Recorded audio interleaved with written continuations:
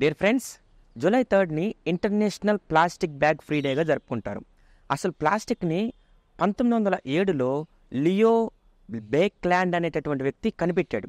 Swedish engineer ఒక packaging company కోసం తను తయారు చేశాడు.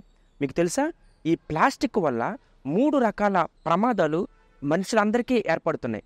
మనుషులకి ప్రమాదమే, జంతువులకి ప్రమాదమే, ఈవెన్ పర్యావరణానికి కూడా ప్రమాదమే. మనుషులకి మనం ఎక్కడ చూస్తున్న ప్లాస్టిక్ ఎక్కువైపోవటం వల్ల ప్లాస్టిక్ ప్రపంచంలో ఉంటున్నాం. ప్లాస్టిక్ రైస్ అని, ప్లాస్టిక్ ఎగ్స్ అని, ప్లాస్టిక్ వెజిటేబుల్స్ అని ఎన్నో మనకు తెలియకుండానే, ఈవెన్ రీసెంట్గా ఒక ఫైండ్ అవుట్ ఒకటి చేశారు. ఏంటంటే మనకు తెలియకుండానే కొన్ని మిల్లీగ్రామ్స్ ప్లాస్టిక్ని మనం తినేస్తూ ఉన్నామంట.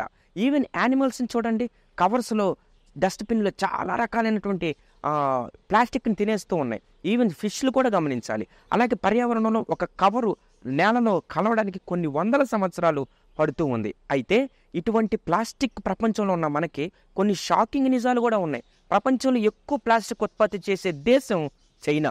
దాదాపు 60 మిలియన్ టన్నుల ప్లాస్టిక్ని ఉత్పత్తి చేస్తూ ఉందంట. ఎవ్రీ 2 మినిట్కి దాదాపు 2 మిలియన్ అంటే 20 లక్షల ప్లాస్టిక్ బ్యాగ్స్ వినియోగిస్తూ ఉన్నారంటండి.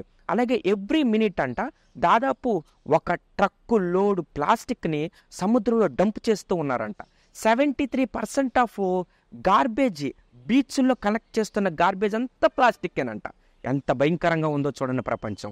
అయితే ఈ ప్లాస్టిక్ వినియోగాన్ని తగ్గించాలంటే 4 మెయిన్ సూత్రాలు ఉన్నాయండి. Refuse, reuse, reduce, recycle.